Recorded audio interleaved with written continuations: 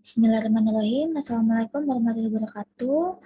Saya Kamila Amelia Rahman dengan NIM 2019-188-0009 akan presentasikan proposal saya yang berjudul Hubungan Kinerja Dokter di Rawat Jalan terhadap Kepuasan Pasien Rumah Sakit Panglima Sebaya. Untuk latar belakang dari proposal saya, rumah sakit merupakan ujung tombak pembangunan dan pelayanan kesehatan masyarakat. Namun, tidak semua rumah sakit yang ada di Indonesia memiliki standar pelayanan dan mutu yang sama. Data di Kalimantan Timur, contohnya, menyebutkan ada sekitar 1.934 dokter dengan penduduk 3.347.434 jiwa, yang berarti satu dokter dibanding 1.731 penduduk. Data tersebut dinilai sudah memadai, namun distribusi dinilai kurang rata karena 75% dari jumlah dokter di Kalimantan Timur hanya bekerja di wilayah Samarinda dan Balikpapan, di mana menunjukkan keberadaan dokter itu terpusat hanya pada dua kota tersebut. Contohnya rumah sakit di Pasir, Kabupaten Pasir maksud saya, yaitu Rumah Sakit Umum Daerah Panglima Sebaya adalah satu-satunya rumah sakit dengan tipe C yang berada di Kabupaten Pasir dengan jumlah dokter sebanyak 45 orang per tahun 2020. Dengan jumlah penduduk Pasir sendiri sebanyak 275.452 jiwa, yang mengindikasikan bahwa kurang lebih 1-2 orang dokter melayani 10.000 jiwa. Bila ditinjau dari sisi efektivitasnya, pelayanan dokter di Pasir terhadap pasien belum seimbang dengan jumlah penduduk yang ada di Pasir. Salah satu indikator penting harus diperhatikan dalam pelayanan kesehatan, yaitu adalah kepuasan pasien. Bila ditemukan pelayanan kesehatan dengan tingkat kepuasan pasien berada di bawah 90%, maka dianggap tidak memenuhi standar minimal kepuasan.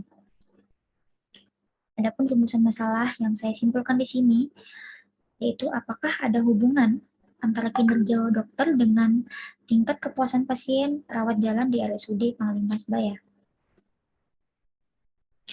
Tujuan dan manfaat. Ada dua, tujuan umum untuk mengetahui hubungan kinerja dokter di rawat jalan dengan tingkat kepuasan pasien di RSUD Panglima Sebaya. Kemudian untuk tujuan khususnya, yang pertama mengetahui tingkat kepuasan pasien di rawat jalan di RSUD Panglima Sebaya. Yang kedua untuk mengetahui kinerja dokter di rawat jalan di RSUD Panglima Sebaya. Adapun manfaatnya, yang pertama manfaat teoritis, rumah sakit dapat mengetahui karakteristik pasien dan hubungan antara kinerja dokter. Yang kedua, ada manfaat aplikatif. Yang pertama bagi rumah sakit, untuk menginformasikan mengenai kondisi mutu pelayanan dokter di RSUD Panglima Sebaya. Yang kedua, bagi masyarakat, menginformasikan kepada masyarakat tentang mengenai kondisi mutu pelayanan dokter di RSUD Panglima Sebaya. Dan yang terakhir bagi pemerintah, informasi kepada pemerintah sebagai penentu kebijakan daerah mengenai mutu pelayanan dokter yang ada di Pasir. Kemudian tinjauan pustakanya, definisi dari kinerja dokter rawat jalan adalah kemampuan dokter dalam menyembuhkan pasien dengan usaha keterampilan yang dimiliki dalam periode tertentu dengan memenuhi kaidah yang ada. Kinerja dokter itu sendiri telah ditetapkan dalam akreditasi rumah sakit versi 2012 yang dipakai hingga saat ini dan menjadi acuan standar dokter, spesialis maupun praktik kedokteran di seluruh dunia hingga saat ini. Ada terdapat 6 kompetensi. Yang pertama ada patient care atau asuhan pasien, di mana dokter menerapkan asuhan pasien dengan penuh kasih, ketepatan, dan efektif dalam memberi pelayanan terbaik dan mencakup pencegahan, pengobatan, dan perawatan sampai akhir hayat. Yang kedua ada medical knowledge atau pengetahuan medis. Dokter mampu menguasai ilmu biomedis, klinis, dan sosial maksud saya dalam upaya meningkatkan pelayanan dengan tujuan memberikan edukasi baik pada pasien maupun masyarakat. Kemudian yang ketiga, practice-based learning and improvement, pembelajaran berbasis bukti dan pengembangan. Tiap dokter dalam praktik asuhannya wajib berlandaskan metodologi ilmiah dalam peningkatan pelayanan investigasi dan evaluasi pasien. Yang keempat ada interpersonal and communication skill atau kemampuan interpersonal dan komunikasi, yaitu dokter mampu memiliki keterampilan berbicara yang baik, sopan, dan jelas dengan pasien maupun keluarga pasien, dan menghindari kesalahpahaman antar dokter dan pasien dalam menyamakan persepsi. Kemudian yang kelima, sistem best practice atau praktik berbasis sistem, yaitu pemahaman dan kemampuan seorang dokter berlandaskan metodologi ilmiah yang selalu mengikuti perubahan tiap waktunya, dengan tujuan untuk menghindari pelanggaran atau malpraktik. Kemudian yang keenam, ada profesionalisme, merupakan komitmen dan tanggung jawab sikap terhadap sebagai seorang dokter mengenai profesionalitas tanggung jawab terhadap pasien, etika kedokteran baik secara profesi kedokteran maupun masyarakat. Kemudian kepuasan pasien. Kepuasan pasien itu sendiri adalah bentuk respon pasien terhadap kinerja pelayanan rumah sakit atau fasilitas kesehatan dan membandingkan apa yang diharapkannya baik dalam pengelolaan layanan, perilaku, ataupun jasa. Fasilitas kesehatan yang tidak memperhatikan kepuasan dan masukan pasien ditakutkan cenderung mengalami penurunan minat pasien untuk kembali sehingga mengalami penurunan kunjungan pasien. Adapun faktor-faktor yang mempengaruhi kepuasan pasien, yang pertama ada karakter produk, harga, pelayanan, lokasi, fasilitas, image, desain visual, suasana, dan juga komunikasi. Adapun indeks kepuasan pasien sebagai acuan penilaian, yang pertama ada ketanggapan atau responsif, kebijakan untuk membantu dan memberikan pelayanan yang cepat serta tepat kepada pelanggan atau pasien dengan penyampaian informasi yang jelas, sehingga daya tangkap tenaga medis untuk melayani masyarakat diperlukan sesuai dengan tingkat penyerapan, pemahaman, ketidaksesuaian berbagai bentuk pelayanan yang belum mereka ketahui. Yang kedua ada jaminan atau assurance, yaitu pengetahuan, kesopanan, dan kemampuan pegawai atau tenaga medis menumbuhkan kepercayaan pelanggan terhadap jasa. Mencakup beberapa komponen termasuk komunikasi, kredibilitas, keamanan, kompetensi, dan juga sopan santun. Sehingga masyarakat yang menerima pelayanan merasa puas dan percaya bahwa segala bentuk urusan pelayanan dilakukan dengan kecepatan, ketepatan, kelancaran, dan kualitas yang pelayanan yang dijanjikan.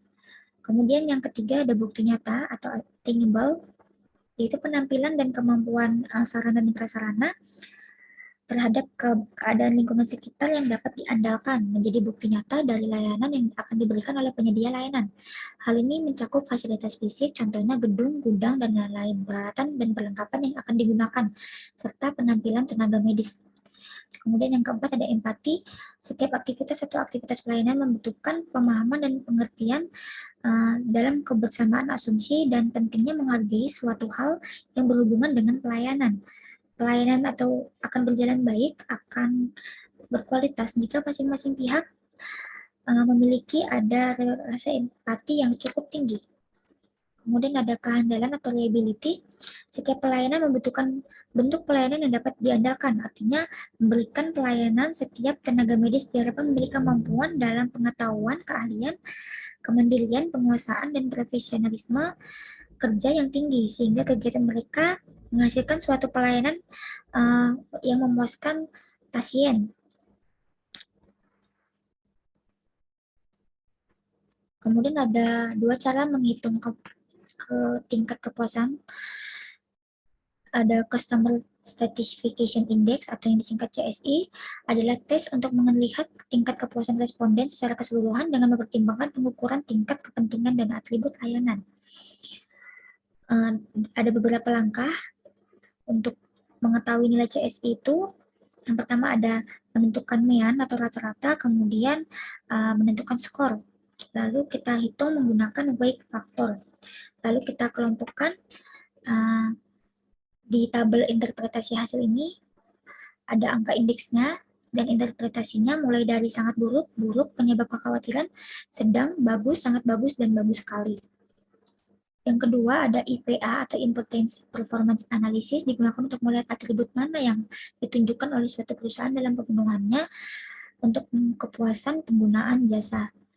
Nanti dapat dikelompokkan setelah perhitungan menggunakan rumus akan dikelompokkan tingkat harapannya itu masuk yang kelompok A, B, C, atau D. Kemudian nanti kita akan lihat tinggi rendah dari hasil kepuasan. Kemudian kerangka konseptual, di sini ada yang dua dua keterangan, ada yang tidak saya teliti dan ada yang saya teliti. Yang saya teliti ada indikator kepuasan pasien yang sudah saya jelaskan tadi, ada 5, keandalan, jaminan, bukti nyata, keramahan, dan juga ketanggapan. Di sini yang pertama keandalannya kecepatan penanganan dokter, yang kedua jaminan kepastian akan pelayanan yang tuntas dan selesai, kepastian akan penanganan dan tata laksana yang tepat, kepastian menjaga kerasan setiap pasien. Yang ketiga, bukti nyata penampilan rapi dan bersih, ruang tunggu nyaman dan bersih, kemampuan memanfaatkan segala fasilitas alat dan perlengkapan dalam penanganan. Kemudian yang terakhir, kemudian yang keempat maksud saya empati, keramahan, perhatian yang sama terhadap setiap pasien.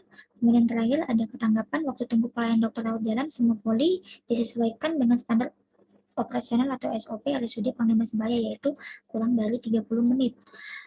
Kemudian yang kedua yang saya teliti adalah subjek itu sendiri, yaitu kinerja dokter. Ada 6 tadi yang sudah saya jelaskan. Kemudian adapun yang tidak saya teliti, indikator kepuasan lain pasien mencakup jarak tempat tinggal pasien dengan rumah sakit, kepatuhan pasien terhadap nasihat dokter, tingkat pengetahuan pasien dan keluarga, dan penilaian pasien dalam menilai keahlian tindakan. Adapun hipotesis penelitian untuk H0-nya tidak terdapat hubungan kinerja dokter di rawat jalan terhadap tingkat kepuasan pasien dari sudut Panglima Sebaya.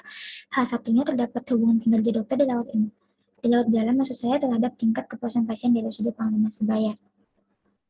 Kemudian untuk metode penelitiannya, di sini jenis penelitian saya adalah kuantitatif, bersifat analitik observasional dengan pendekatan cross-seksional. Cross-seksional sendiri adalah penelitian yang mempelajari korelasi antara paparan dengan efek dengan mengumpulkan pengumpulan data yang dilakukan secara serentak dalam satu waktu. Untuk teknik samplingnya di sini menggunakan random sampling, yaitu pengambilan anggota sampel dari populasi secara acak tanpa memperhatikan strata yang ada atau homogen. Kemudian populasinya saya ambil adalah pasien RSUD Panglima Sebaya. Kemudian untuk sampelnya dalam penelitian ini adalah pasien rawat jalan dari RSUD Panglima Sebaya berdasarkan kriteria inklusi dan eksklusi. Pada kriteria inklusi sendiri, yang pertama pasien keluar dari ruang periksa poli rawat jalan RSUD Panglima Sebaya, yang kedua responden dalam keadaan status kesadaran penuh, responden tidak mengalami gangguan komunikasi, berusia 17-50 tahun, responden mampu membaca dan menulis, bersedia menjadi responden. Kemudian kriteria eksklusinya ada pasien mengalami gangguan mental atau berkebutuhan khusus. Dalam penelitian ini menggunakan teknik pengumpulan data, yaitu data primer, dengan metode survei dengan cara menyebarkan link from form kuesioner. Kemudian hasil dari kuesioner tadi yang disebarkan dilihat dari tiket kuesioner yang kembali dan dapat dipakai sesuai kriteria inklusi dan eksklusi. Kemudian ini untuk daftar pustakanya. Sekian, terima kasih dari saya.